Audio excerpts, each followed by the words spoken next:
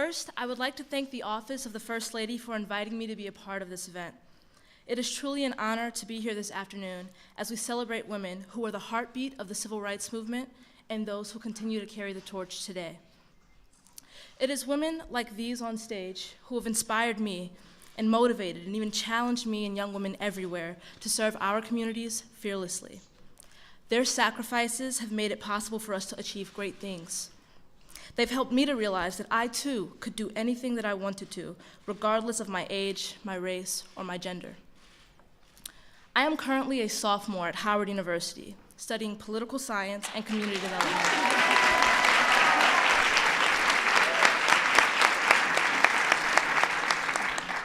And just last year, I decided to turn my studies into action and run for local office. Now, at 18 years old, I have the unique opportunity to serve my community as an advisory neighborhood commissioner here in DC.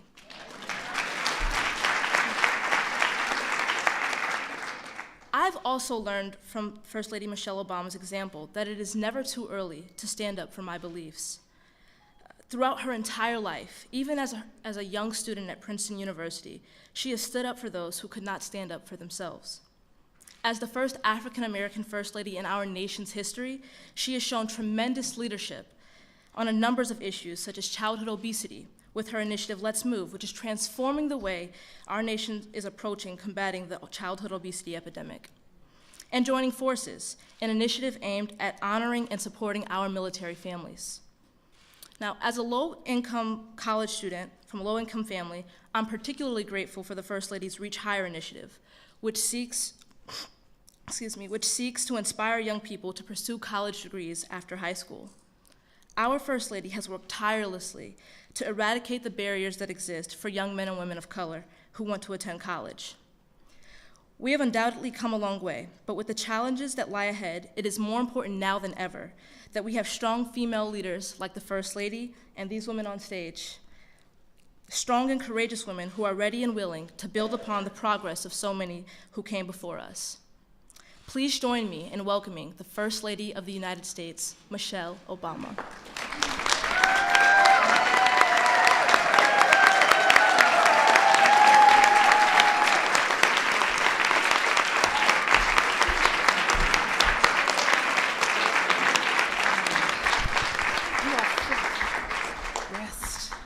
Good afternoon. It is so good to be here with you all. This is good stuff, right? Well, let me begin by thanking Allison for that very kind introduction. Absolutely, you're so. It is young women like Allison and so many in this room. That's what keeps us going, right? Because we are all here because of you. You are going to do some great things. You're already doing some great things. She's 18. Doesn't she make you feel old, like you're slacking? No matter what, I wasn't doing what you were doing at 18, so you were way ahead of the game, okay? I also want to thank Vanessa DeLuca and everyone from Essence for co-hosting this event with us today. And of course, I want to recognize our incredible panel. This is a good-looking panel, too. Thank you all for joining us as we celebrate Black History Month and the women of the civil rights movement. Is that for me? I know. See, I'm gonna talk about you, so you have a story to tell. Now, who's calling? Let's find out. Who? Right, there you go. There you go. But we have an impressive group on stage with us today, women whose impact spans multiple generations, folks who've played such an important role in our progress toward the mountaintop, even though their stories aren't always in the spotlight. We've got Janae Ingram, the National Executive Director of the National Action Network.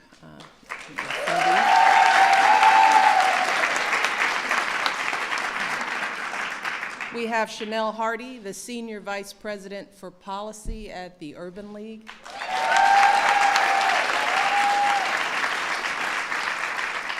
We have Cheryl Lynn Eiffel, the President and Director Counsel of the NAACP Legal Defense and Education Fund.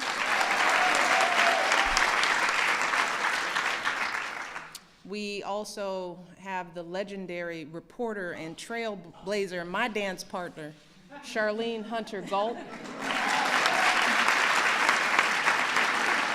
See, this is Charlene. The first thing she said to me is, "I want that skirt." I said, "Okay, after I finish." And finally, we have Carlotta Walls Lanier, the youngest member of the Little Rock Nine.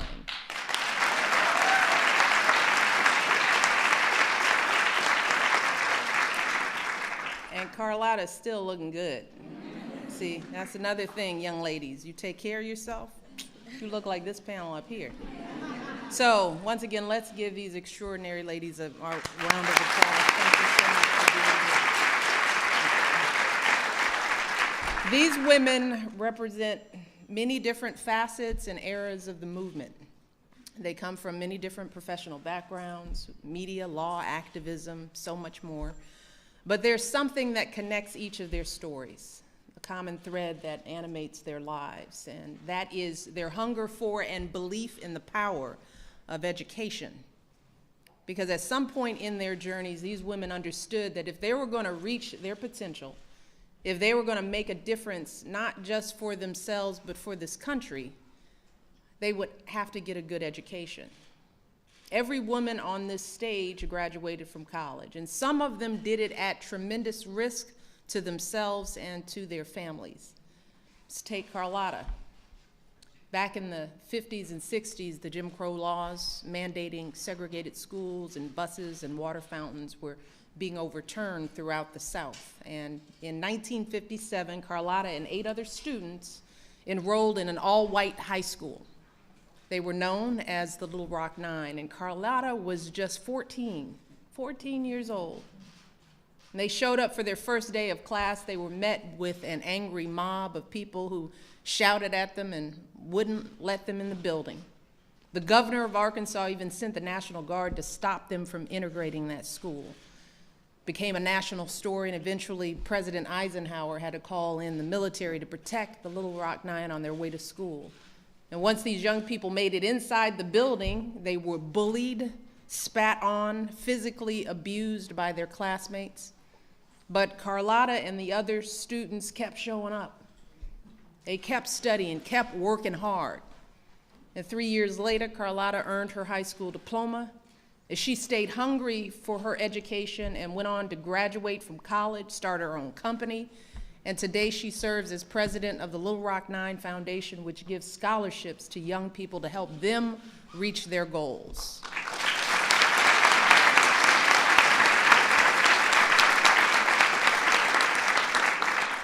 And Carlotta's not the only woman on this stage who had to risk her safety just to get an education. Charlene has a similar story. She was the first African-American woman to attend the University of Georgia. Her first night on campus, she heard a chant, 2468, "We don't want to integrate." Clever.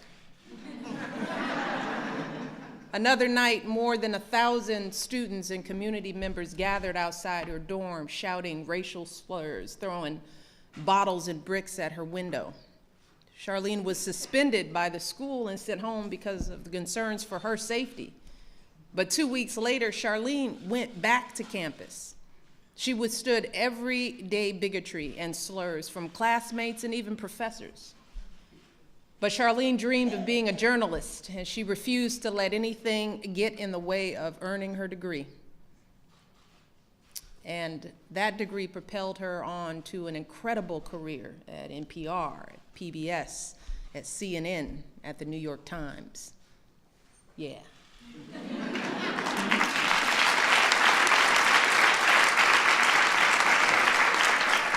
I could go on and on because these are just 2 of countless stories about how folks who came before us stayed hungry for their education and paved the way for those who came after them, including me and so many in this room. And today, thanks to their sacrifice, there are no angry mobs gathering outside our schools. Nobody needs a military escort to get to class. But that doesn't mean that our children don't still face struggles when it comes to education. Too many of our young people attend crumbling schools that don't have the technology or the college prep classes or the college counseling they need to complete their education past high school. And too many of our young people can't even envision a better future for themselves. Or if they do, they aren't connecting their dreams to the education they'll need. So today, too many of the opportunities that these women fought for are going unrealized today. While we should be proud that the high school graduation rate for Black students is improving, it is still lower than just about any other group in this country. And while college graduation rates have risen for nearly every group, including African American women, the rate for African American men has flatlined. And we all know that when students fall behind in school, they fall behind in life. They are more likely to fall into unemployment and poverty and incarceration. So like many of you, I believe that education is the single most important civil rights issue that we face today.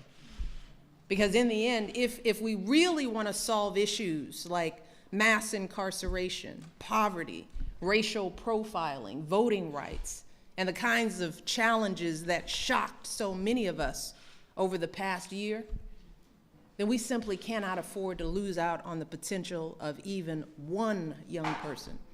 We cannot allow even one more young person to fall through the cracks. Because who knows where the next great leader is going to come from, right? Who knows what mind will produce the next bold idea that will change the world? And I know the promise is out there because I've seen it with my own eyes. I've seen it in the mentees from the White House Leadership and Mentoring Initiative, some of whom are here today, my girls. Hi.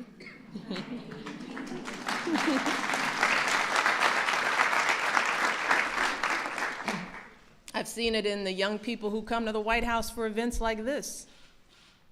I've seen it in a student like Darius Wesley, who told me his story last year.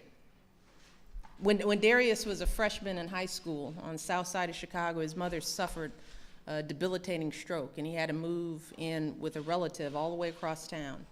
And as a result, every morning Darius had to wake up at 4 a.m. to get on 2 buses and an L just to get to school. His commute was almost 3 hours. Obviously, it wore him out. His grades started to slip. Eventually, he had to transfer schools and move in with a friend. But this young man kept his eye on the prize.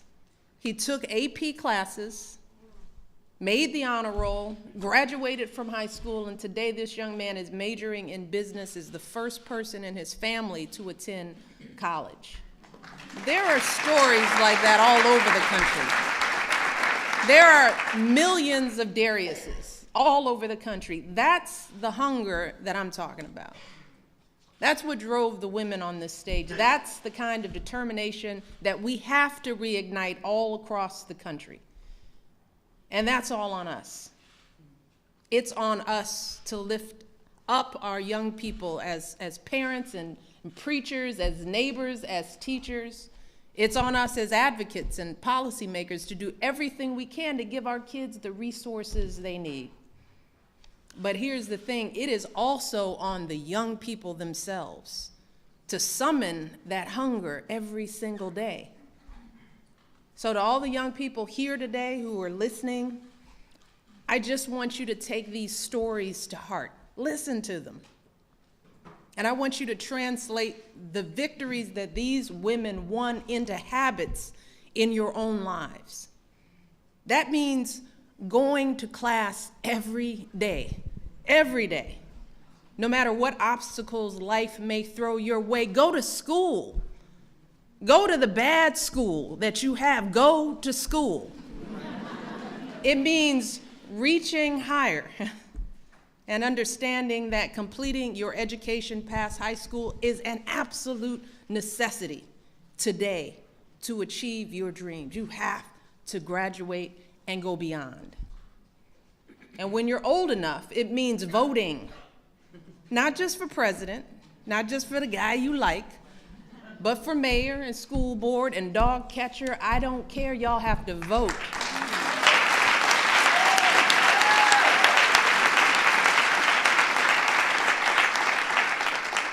And then when you're struggling, right?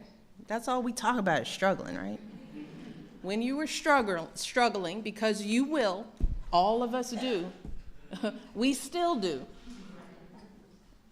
If you're worried that you're not gonna make it on to college, or you don't know how you're gonna afford it, and just don't be afraid to ask for help. Ask for help. You are not alone. Talk to somebody. Your teachers, your parents, school counselor, anyone, because there are so many folks all around who want to help you reach your potential. And you can be that person for somebody else too. You're not too young. If you've got a friend who's not coming to school, who isn't trying their best, talk to them. Urge them to reach higher for themselves so that they can join you on a college campus one day. Then all of you can fulfill your potential and help carry forward the dreams of all those who've come before you. That's my hope for all of you, all our young people, not just during Black History Month, but every moment of every single day that you were breathing on this earth. Because I've seen your boundless promise. I've seen it, and I believe in you. Everyone in this room believes in our young people, and we love you all.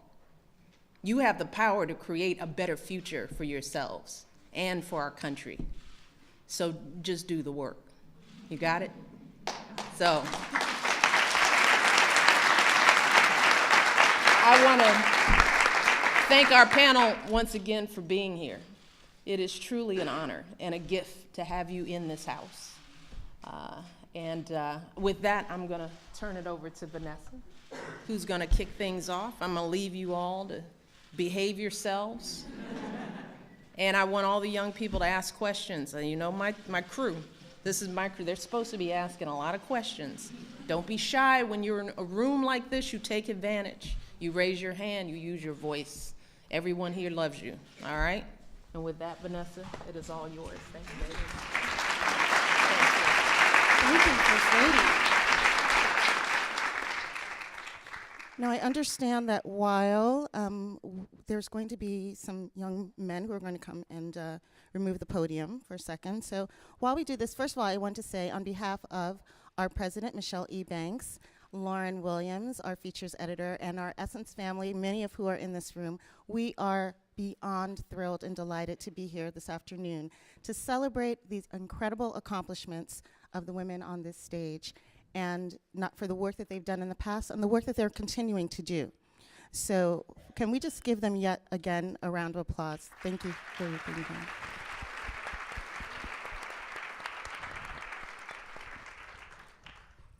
I'm going to start it off with a serious, somewhat serious question. And this is for any of you. What would people be surprised to know about your involvement in the movement? What would they be surprised to learn about the challenges you've had to face, some of the things you've encountered? This is for any of you. I'd like to speak to that. You can't hear me? Okay. One thing is that I elected to go to Little Rock Central High School. It was not a selection process, and a number of people think that we were selected. We could have been selected out of the 39 kids that elected to go. So you could call it the Jackie Robinson test, that we were probably looked at for our grades, our character, our church going, our community involvement, and so forth, that it ended up being 9 of us that attended. The other thing that most people don't really know is that my home was bombed. during that period of those 3 years. And it's not something that I really did a lot of talking about, but I have been doing that recently. How old were you when your home was bombed? When the home was bombed, I was 15. And my family, my sisters and my mother and I were there. My father was at his father's place trying to work because he was always being ostracized on his job, so he didn't have the opportunity to continue to stay employed. And he was considered by the police and the FBI as possibly bombing his own home with his family in it. So that was very traumatic for us. And unfortunately, my closest friend up the street was spent 2 years of a 5-year sentence for bombing our home, which we know he did not do. So we talk about incarceration of our young men today. This thing continues. It was long before then, and long before what we're going through now. This has been a continuation of incarcerating our young men who did not get their justice. Charlene? I'm so in awe of you. Because when I went Hamilton Holmes and I desegregated University of Georgia, you heard Mrs. Obama talk about, what happened when we walked through the university gates for the first time. And you people were little people, and we were bigger people, and you were our inspiration. If you could do it, we could do it. But the other thing was, and I want to thank you, by the way, for that, and I'm going to hug you later. The other thing, though, is that people might be surprised, but while we grew up in separate and unequal circumstances, that phrase, it takes a village to raise a child, our segregated communities protected us and taught us that when they couldn't, by law, give us first-class citizenship, they gave us a first-class sense of ourselves. Right. And that village, despite the fact that all around them were things that they could not do, and they could not shop, and they could not eat in restaurants in the town or go to the regular movie theaters, but they protected us and they inspired us. So that when I told my mother, when I was about 8 or 9 years old, I'd been reading the comic strips, and I fell in love with a blue-eyed, redhead white woman named Brenda Starr. Yes. Now, some of you on the front row won't have never heard of her, but I can hear from the laughter in the room that some of you know who Brenda Starr was. And in those days, when black people were supposed to know their place, I said to my mother one day, when I grow up, I want to be like Brenda Starr. And my mother didn't say, that's not what little black girls do. A high school counselor told me that. But my mother told me, if that's what you want to do, just that simply. And I've thought about that over the years. And it was part of that notion of first-class sense of myself. My mother said, if that's what you want to do, because I think that instinctively she knew that dreams propel ambition. That's true. And my dream took me ultimately into the University of Georgia, through those mobs, and ultimately, as Zora Neale Hurston said, my journey to the horizons. And it was because that village inspired me to be, and my grandfather told my father, who then told me, get an education, boys, he said to them, because that's going to be the key to your liberation.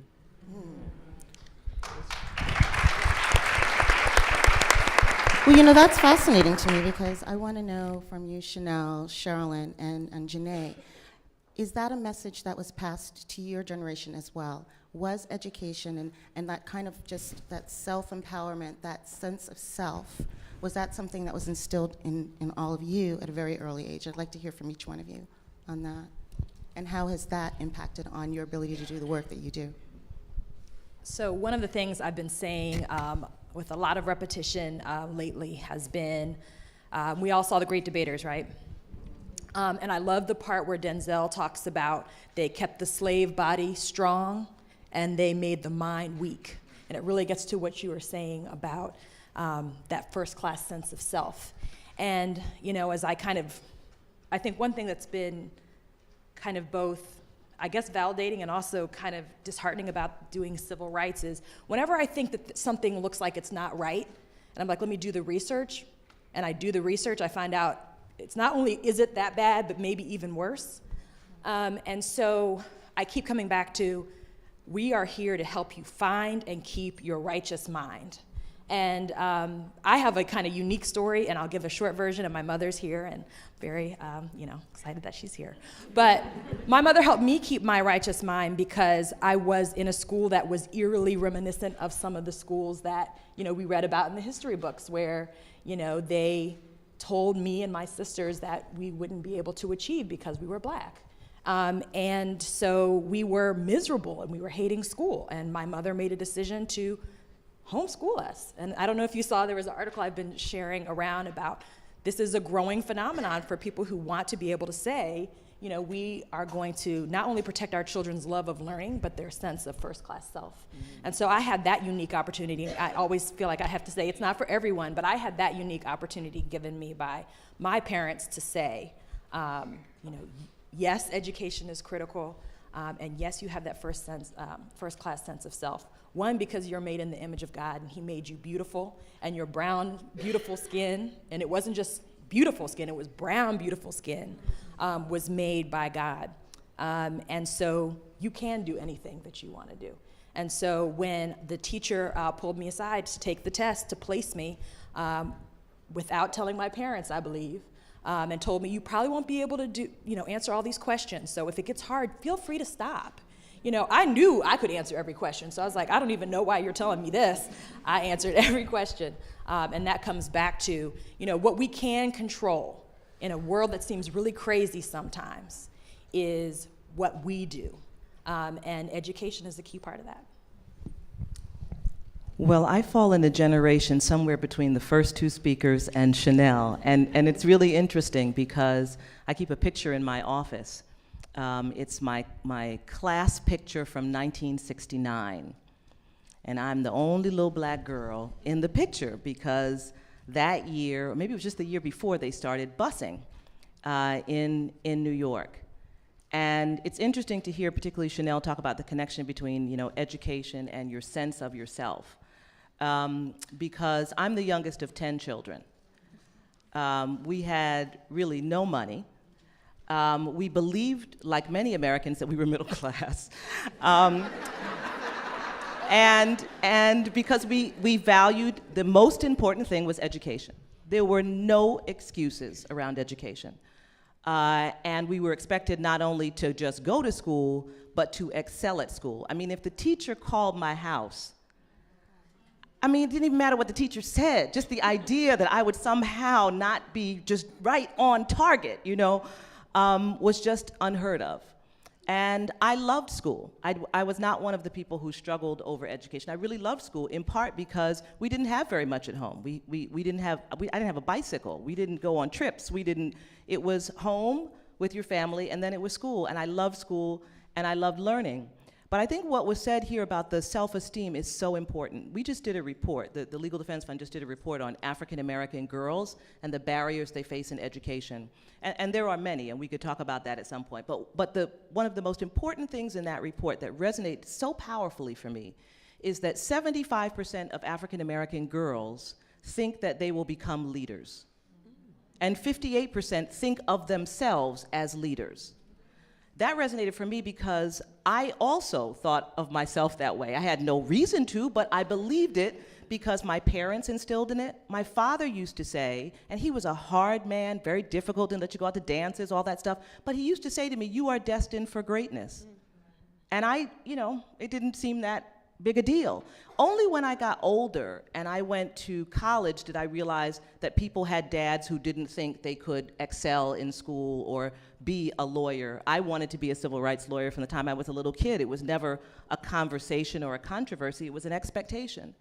So in between that self-esteem, in between that time that little black girls believe they're leaders and believe they're gonna be leaders, and what they ultimately become, what happens in that period? And that's the part for which we bear a great deal of responsibility, because I mentioned at the beginning that I'm the youngest of 10 kids. The ability of most of us to not only complete college, but to have advanced degrees, and we've got doctors and lawyers and teachers and professors and all kinds of stuff in that 10, with 2 parents who did not make it past high school, right? We were in a system in which there was a real public infrastructure, in which there were public universities. My sister and brother could go to City College in New York with great professors for a $50 registration fee a semester, and we had a hard time coming up with that 50, but they could do it, they could get educated. And so we used to go to state parks every holiday and have big picnics. We couldn't go on vacations, elaborate vacations, but we could go to really well-maintained state parks, and there were public parks that we went to have a good time. There was a real public infrastructure. And there was a commitment in this country to that public infrastructure, to public education, to public universities, and so forth. And that's how a family with 10 kids was able to do what my parents, with their determination and grit, was able to do. So I just think it's important to say that, yes, a lot of it comes from within us and comes from our parents, but also we have to create an environment, a society, to receive people who want to achieve, who are ambitious, who have a sense of themselves as leaders, and we have to give them the tools that they need to be able to live out their dreams. Janae, does that resonate with you in terms of your journey to being, and you're a young leader, I mean, talk about how you came to, this journey. Sure, so yeah, it absolutely resonates with me. I think both of my parents have always instilled in me that education was so critically important. And, college or not going to college was never an option. Neither of my parents have a college degree. So my dad did attend some college, but he was a musician and he was pursuing his dream as a musician. And my mother, she went to technical school, which, during her day, you had an option. But they always instilled in me and my sister that college was something that we were gonna do. It was part of our plan. And so for us, always growing up hearing that and hearing that education was important, was something that was reaffirmed not just by my parents, but also my aunts and uncles. My grandmother, she never finished high school, but she went to my aunt's classroom. My aunt was a teacher. Actually, I have quite a few aunts and uncles that are teachers. And she would tutor the students every single day. Every single day, she would go and help them study for their tests and really prepare for the world outside of the classroom. And so that was definitely a part of my upbringing. Everything was a learning opportunity. I was sharing with one of my friends that, when I take my nephew, who is 6, I make him read to me, just even everyday words. What does that word say? Or if we're going to the store, tell me what that word says. And using every opportunity to really engage in learning. Because it is vitally important that our students are told not only that they should go on to college, but that they can do anything that they want to do. Absolutely, that's right. Well, I'd like to get you all to talk a little bit about the civil rights movement then and now, and the differences you see. Are there dramatic differences between, what you experienced, Charlene, what you experienced, Carlotta, and what's going on in Ferguson, what happened after the Eric Garner decision? Do you see parallels there, or things really very different? Vernon Jordan, whom many of you will know, didn't know him when he was making $35 a week as the young just out of law school. He helped me get into the University of Georgia. And he recently said that Martin Luther King talked about the walls of segregation came tumbling down. He said, but if you've ever looked at a construction site, when the walls come tumbling down, there's a lot of detritus and mess. Detritus is a bigger word, but mess all around. And he said, and that's a lot harder to clean up than it was to blow up the wall. And so I think that's what we are experiencing today. And it's been extremely exciting to me to see young people, black, white, out there in Ferguson and these other places. But I just want to quickly say one other thing. Something that Mrs. Obama alluded to And that is, again, going back to my segregated world. Every day was Black History Day, not once a month. Right. And we didn't put it in mothballs at the end of February, the day after my birthday, by the way. But every day, we walked into a school that was named for a race man, a freedom fighter, Henry McNeil Turner. Our arch rival was Booker T. Washington High School.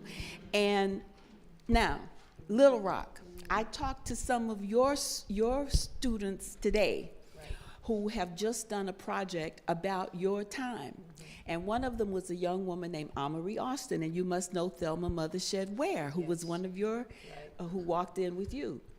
And she said that what she found out, she was assigned to interview one of the people from the Little Rock Nine or that period. Her aunt, Thelma Mothershed Ware, who went in with her, told her the story of that time. And she said, I said, oh my goodness, I didn't know that it was such a big deal. And yet, she said, when she talked to her classmates today, they said, why do I have to know that history? That isn't relevant to me, but it is relevant. And it has to be taught, and it's not being taught in the schools. It is not being taught. And so the young people, even if they're getting education, they're not getting some of the values and the tools that helped us change the face of the South and therefore the face of America in the world. We've got to get our Black history every day into our classrooms all over this country so that when our young people are moved to take action, they know that they can make a difference because it's happened before. Yeah. I'm well aware of the young lady that you interviewed. In fact, we were on a panel together at Johnson Library, Lyndon Johnson's library, and I was so pleased to see that how much she had grown, knowing that after finding out that her great aunt was really one of the Little Rock Nine. Unfortunately, our young people today are not familiar with the history, as you have stated. And that is one of the reasons I do try to I make the effort to speak to high schools and colleges, because for 30 years I had put this in the recesses of my mind because of the pain and so forth. But I'll never forget this young man in the back of the room after I had finished with my story looked at me and screamed, "Why is it that I am just learning about this time in history?" And this young man was white, and he needed to know as much as our Black kids need to know about Black History Month. I came along during Negro History Week, okay? So it was just 1 week that was designed, and I hope you understand how that all started with Carter G. Woodson, because of the 2 birthdays of President Washington and President Lincoln. And then it was expanded into the month of February. And unfortunately, I had to correct a journalist who stated she couldn't understand why it was just 1 month out of the year. She didn't even know about the Negro History Week. So it has been progress, but I also say to people, we do not talk about it just in February. It should be a part of our history. It's a part of our lessons learned every day. And I refuse nowadays, if I could, I just don't make it possible to speak each time in the month of February. I said, you know, Black history is just as important in September or November as it is in February or what have you. That's right, that's right. I do think that I really love this question because, you know, is it different? Because, and the answers, because it is so important to understand that history, to know that history, to have that history be taught, and to have that history be taught as American history, not as something for Black people to know, but something that white people don't know, which is why that man stood up in the room. We are now at a point where we have to begin to tell the true story, the real story, the complex, integrated story of this country's history. And it is not a story that can be told in a way that leaves out any race or ethnicity because it is such a complex story. But I think, when you talked about what's happening right now, when we think about Ferguson and we think about all of the police killing issues and the way in which this country has been kind of roiled by these events, I think it's really two things we have to be looking at. It goes both ways. Young people have to know the history, but we also have to know their reality. And their reality is actually not the same as our reality. Some elements of it are the same, but there are important differences. And it goes back to what I was just saying about the world in which I grew up, in which there was this strong infrastructure that was there for young people, that was there to support them. My first jobs were from summer jobs programs, right? And so I got the skills I needed to learn how to go to work and so forth. So they are living in a world in which we have removed that from them, in which we have broken the contract with them. Now, we could go back into the history about how that happened. My own belief, frankly, as it relates to the public education system, is I believe that it begins with the reaction to Brown versus Board of Education. It begins with your history. It begins with Prince Edward County, Virginia, deciding to close the schools for 5 years rather than integrate. That's when we broke the contract with our young people around education. When we allowed white families to create private academies and use taxpayer money to stay away from black kids. There were no teachers' unions that were the problem at that point. At that point, the problem was the issue of integration. And so race comes and it undermines us. It undermines the democratic infrastructure of this country. And so that's the country that young people have inherited. So the issue of police violence has been around for a very long time. It was around when I was a kid. It was around, my organization's been dealing with this issue for a very long time. But the manifestation of it in the lives of young people today has its own dimensions that we have to understand so that we can understand their reaction. Yes, we should make sure they know the history so they know exactly what you said, that people have been able to make change. And we should never allow people to say, there's been no change. We are sitting right now in the White House. Can we please, really? So we shouldn't allow that. But we should be able to keep those two things in our mind at the same time, that we have made incredible progress, but that we really have a long way to go, and that there are new dimensions. It's not linear. An old civil rights activist once told me that, he said, racism is a shapeshifter. It's a shapeshifter, and you have to adjust yourself to it. And so it's not the same world it was then, and so we also have to make sure we're in the learning process as well. I'd love to hear about some of those tactics. I mean, Chanel and Janae, I know this is the work that you're doing. You're working with a lot of young people. You're teaching them. You're probably training them a lot on a lot of history. What are some of the tactics and strategies that are being employed now that you think are absolutely essential to moving this movement forward that maybe we didn't have available to us, 20, 30 years ago? I'll start. I really want to jump in on a point that Sherilyn left off on, and that is this thought that, now what are our young people facing? They're not seeing like the picture that we saw when we walked in where it said black and white, a black water fountain, a white water fountain. That's not the reality that our young people live with. So when they are confronted with situations of injustice, or when they're confronted with situations of racism, and not even just for them, for all of us, it can be very hard to try to figure out, was that a racist experience, or was that something else? Was it a gender bias? Was it, that this person just didn't like me? And so it becomes very hard to see the line in the sand. For our young people, though, what I encourage them to do is to really, National Action Network, we are a movement that is based in the model of Dr. King. And so we believe in nonviolent actions and tactics. And so our young people, that is what we train them in. We train them in how to resist different sort of regressive movements, if you will, things that want to take us back. And to do that nonviolently, but using the methods of what's become current now, die-ins. Our youth move director, she started with us when she was 12 years old, and she's now 16. And she did a die-in in Lenox Mall in Atlanta, which is like, if you know Lenox Mall, that's the she mall, you know what I mean? So she was there and did a die-in Lenox Mall. And that was a tactic that she really wanted to do, and we encouraged her to do that. And so those types of things, marches and rallies is something that we are known for. We just did one here in December, and everyone's like, you should teach a class on how to do a march in a week. But those types of actions are the things that we really employ on our young people and try to really encourage them to study the movements of the past and see what those leaders did in that day, because it really isn't that different. Even though the lines aren't there of black and white and this is segregated, a lot of the tactics and things that are happening are very much the same as was mentioned. So that's sort of what we do in National Action Network.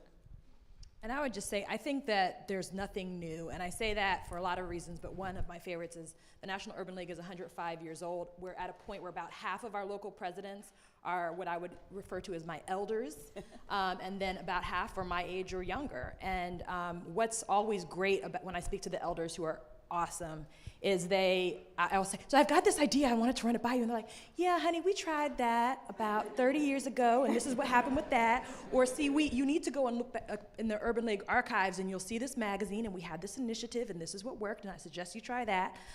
So I think that nothing has changed, but I do think that in some ways that gets to why this work is hard or challenging. So, at the Urban League, we're focused on, I guess what I would say is like the Booker T side, economic empowerment, which is the part about if you can integrate I don't know, someone's gonna tell me who actually said this, what if you integrate the lunch counter but you can't afford to buy lunch there?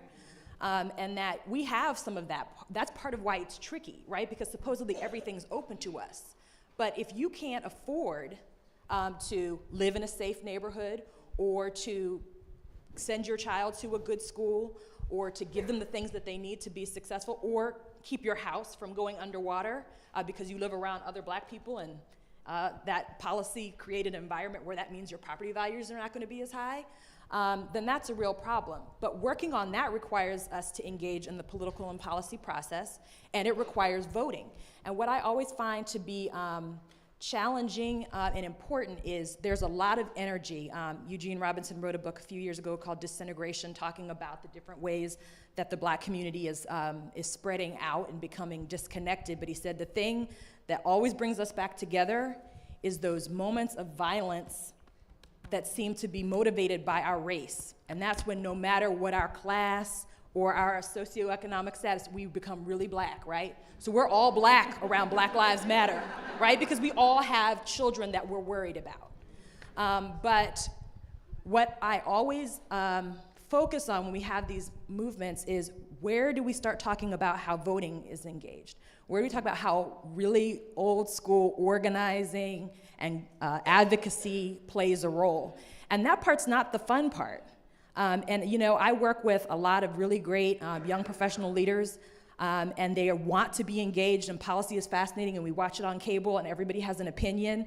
And so it looks really exciting, but the work, it's just kind of like, I'm an attorney, right? Attorneys in the house who hate Law and Order, right? Or Legally Blonde. I mean, it's like, that is not it. It's not that fun most of the time. And civil rights isn't that fun all the time. We all saw some, it was not all the bridge crossing, right? It was a lot of preparation for the bridge crossing. And so what I think is necessary is for us to bring together those important tactics. We march whenever Janae tells us to march, we march. But we also want, after the march is finished, for people to be committed to the boring stuff that's necessary to create and maintain change. And the last thing I'll say on that is just, we've shown that we're still excited about voting. Mm-hmm. So in 2008, we almost caught up with white people for the first time in terms of turnout to elect President Obama. And then in 2012, partly because we wanted to keep President Obama in office and partly because we had this message that got out, people are trying to keep us from voting. And I saw people stand in line in the dark, around the corner, in the cold, to vote. Because it was like, oh, we remember that. There was a time when people tried to keep us from voting, except Sherilyn will tell us that time never ended. And so,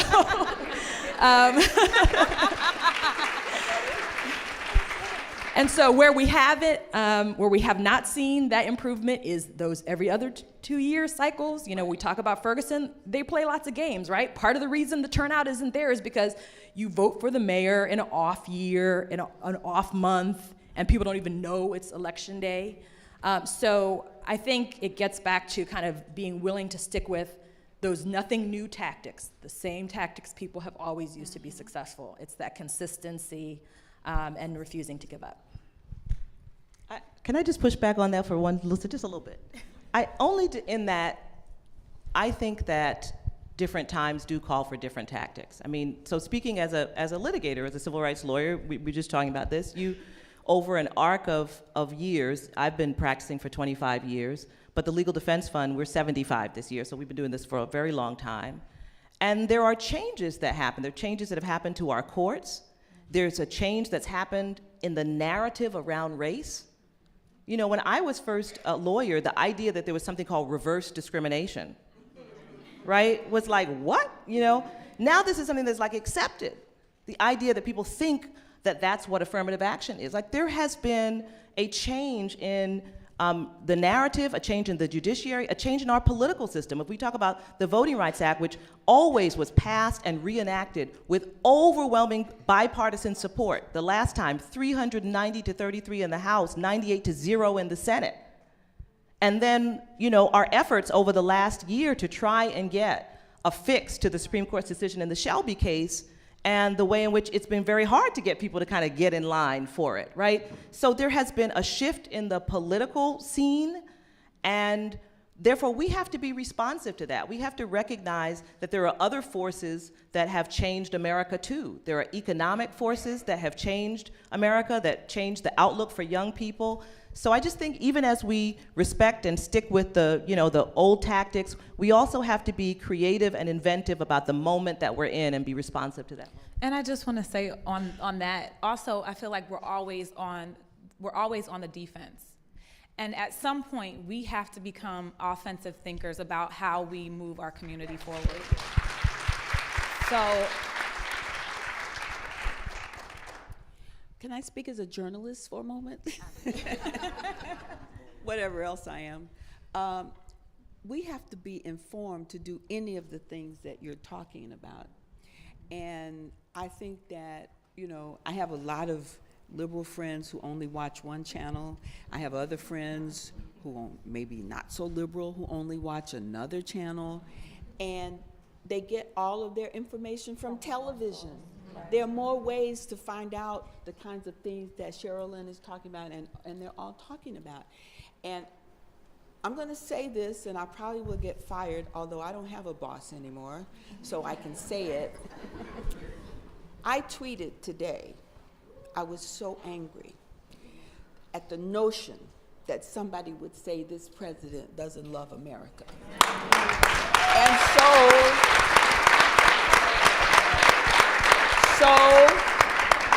what I tweeted was the following.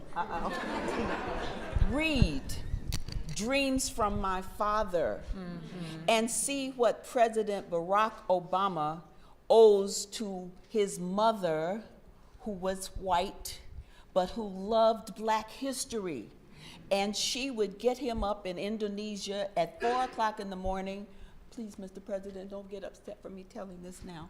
But she would get him up at 4 o'clock in the morning, and he would make every excuse in the world with the stomach ache, the headache, and so-so, because he didn't want to learn what she had to teach him.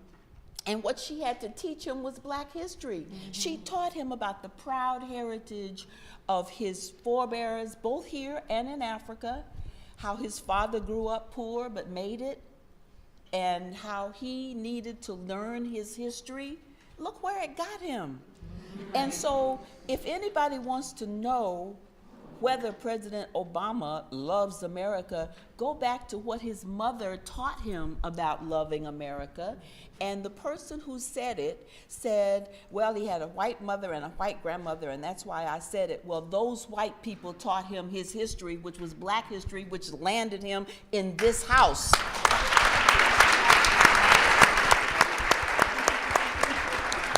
I love that you're talking about the influence and the power of a woman, a power of a woman to really transform lives.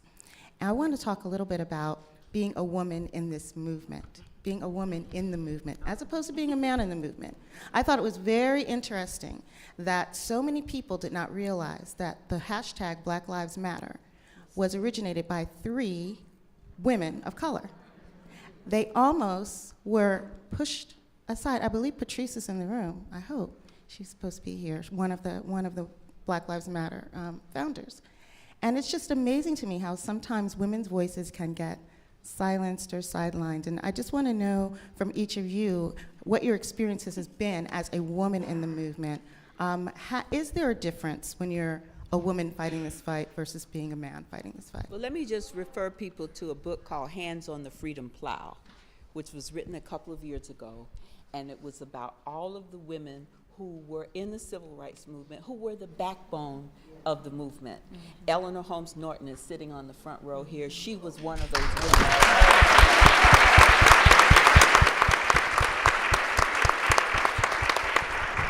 There would be no civil rights movement in America without the women who were the backbone of the struggle. I was so thrilled to be in Hattiesburg, Mississippi a few weeks ago, and one of the women who was asked to stand up, and I just was almost in tears, was a member of the Mississippi Freedom Democratic Party. And she is still alive and still strong. And that's the take that I think we need to, because even then they were taught that they were not in the leadership, and yet they were doing everything. And at one point, one whose name I won't mention now, when they took a position paper to talk about the place of women in the movement, and this male in the movement said the only place for women in the movement is prone. And they reacted to that, and he changed his tune very quickly. But women have always been in the forefront of every struggle that we have ever had, and today, still. In fact, just piggybacking off of that one, Daisy Bates was one of those women. And she became president of the Arkansas NAACP prior to us being involved in what we were involved in. And you know how she got that position is because it was so much dissatisfaction among the men and the power that they were trying to exercise among themselves, to the point that once it was voted upon the 3rd or 4th ballot, she became president of Arkansas NAACP. And with that, she was able to move some things in the direction that she thought that we all needed. Unfortunately, it's always thought of that she recruited us. That was not the case. She worked very closely with the NAACP Legal Defense Fund. I want you to understand that piece, because those were the two that really helped to make things work for us. The other thing was the media. Today we get news 24/7. During my day, news was 15 minutes of national news and 15 minutes local news. She knew how to use that 15 minutes. And because of that, we were the second biggest story in the year of 1957-58. Had that not happened, President Eisenhower probably would not have sent in the 101st Airborne, because we were looking pretty bad in the world. We talked about democracy. Russia was our nemesis at the time, and that was communism. So they are thinking, you call democracy the best way to live when you have fixed bayonets on children? So that was that piece, I think, helped to make him make that military decision of sending in the 101st Airborne. But women have always been up front. Jefferson Thomas, who is now passed on, of one of the Little Rock Nine, was very upset when after a while, he looked around and he said, "Where are the other fellas that said that they were going to go to school with us?" It was 6 girls, 6 females, and 3 boys. So we have always stepped forward. We've always been behind our men. We have always encouraged our children, our men, and our community, and we will continue to do that. Hopefully, we will see a female in this particular house, just as we